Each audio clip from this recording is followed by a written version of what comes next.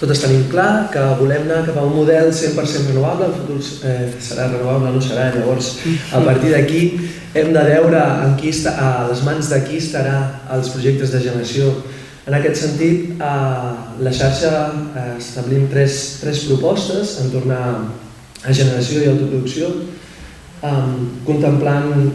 en primer lloc el desenvolupament, el desplegament de les energies renovables, tots aquells projectes, tenint en compte que la nostra mirada parteix de la descentralització de l'energia, promoció de l'autoconsum a les taulades i esdevenir petits productors d'energia, que tota la societat esdevingui tant consumidors com productors, una figura que se l'acostuma a anomenar prosumidors o prosumidores. Dins d'aquest punt de la promoció de projectes de generació tenim en compte que ja ens trobem dins d'una complexitat bastant marcada del sistema elèctric i el seu marc jurídic i tenim també la necessitat d'aconseguir el finançament, la inversió per poder desplegar tots aquests projectes de generació. Per això, primer de tot, tots els municipis, tots els ajuntaments haurien de tenir clar quins espais hi ha disponibles per poder fer promoció d'aquest tipus d'instal·lacions, ja sigui taulades o qualsevol superfície municipal, oferir superfícies, ja sigui una opció podria ser que el mateix ajuntament inverteixi en aquest tipus de projectes, oferir-ne a col·lectius, a persones que vulguin també participar, contribuir en el desplegament i totes aquelles persones que tinguin un fons per poder invertir en renovables ho pugui fer a partir de la facilitació de l'Ajuntament.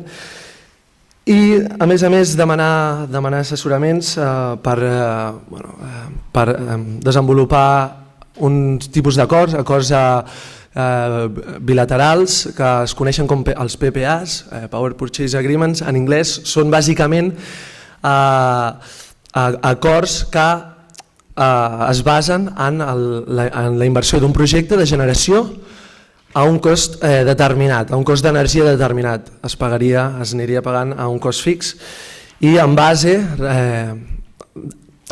a diferents variables que és, com per exemple el preu de mercat, que és el que podria venir a limitar o a contrastar la contrapartida. Però bé, com que això és un tema bastant complex i necessita més temps de debat i formació, a la proposta tenim bastants documents que poden arribar a ajudar-nos a entendre en què es basen aquests contractes i una metodologia també d'inversió en renovables. Seguidament tindríem les ordenances municipals. Una de les complicacions que es troben les renovables, el desplegament de projectes, es centra en ordenances complexes que dificulten i allarguen els processos d'inversió i instal·lació ja sigui de qualsevol tipus de font, pot ser plaques d'autoconsum, que és en general un dels punts, o per exemple tenim el cas de Viure de l'aire del cel, l'aerogenerador que segurament coneixereu, que va estar fins a 8 anys intentant fent els tràmits, desenvolupant els tràmits per poder començar a funcionar, un simple molí eòlic. També caldria, com a tercera acció marcada dins de la generació i per poder facilitar el seu desplegament, seria oferir ajuts i bonificacions dins dels impostos que l'Ajuntament té al seu abast, com podria ser l'IBI, com podria ser també l'impost d'activitats econòmiques, l'IAE, o l'ICIO. Hi ha molts ajuntaments que ja han començat a aplicar aquestes bonificacions. Tenim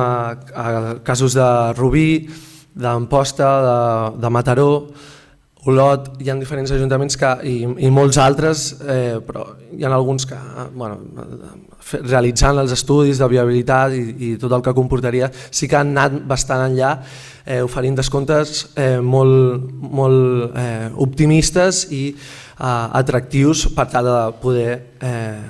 facilitar el desplegament dels projectes de generació, sobretot de teulada.